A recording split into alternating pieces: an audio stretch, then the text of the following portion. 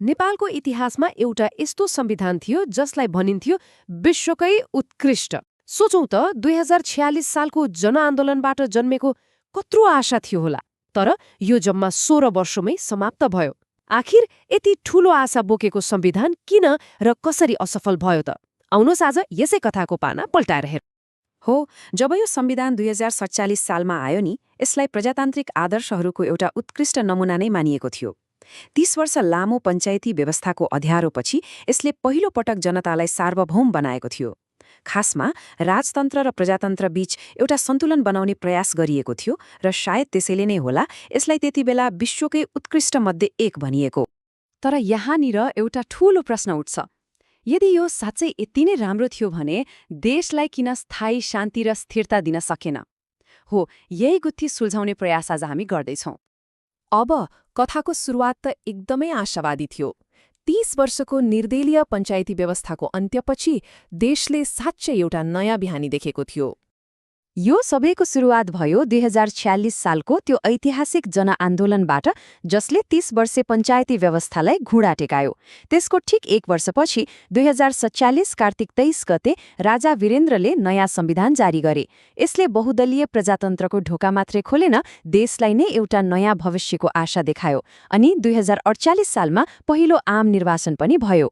यो संविधानको सबैभन्दा क्रान्तिकारी पक्ष के थियो भने नि, यसले पहिलो पटक नेपालको सार्वभौम सत्ता जनतामा छ भनेर लेख्यो। संवैधानिक राजतन्त्र, स्वतन्त्र न्यायपालिका अनि बोल्न पाउने, लेख्न पाउने जस्ता मौलिक हकहरूले वास्तवमै यसलाई त्यो समयको लागि एउटा निकै प्रगतिशील दस्तावेज बनाएको थियो।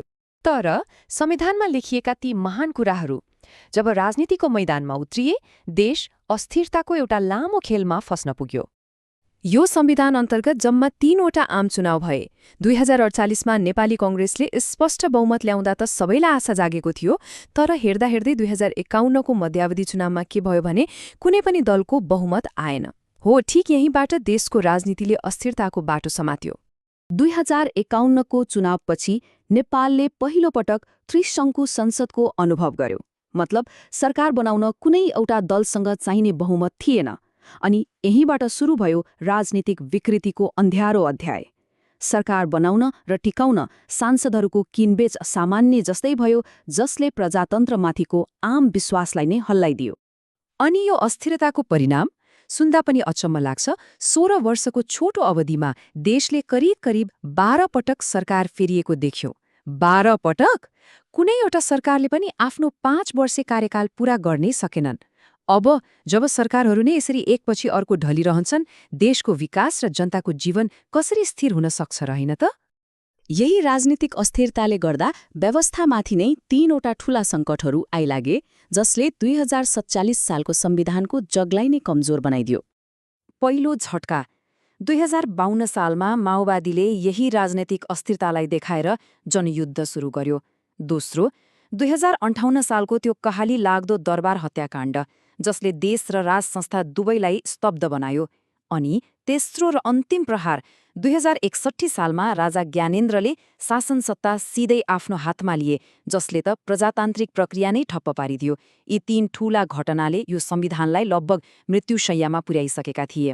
राजाको यो कदमपछि सङ्कटको जवाफ जनताले सडकबाटै दिए। यही थियो दोस्रो जनआन्दोलन, जसले नेपालको भाग्यलाई सधैँका लागि बदल्नेवाला थियो। त्यो आन्दोलन सफल हुनुका पछाडि खासमा 3वटा प्रमुख कारण थिए। 1. राजा ज्ञानेन्द्रको प्रत्यक्ष शासन गर्ने महत्वाकांक्षा। 2.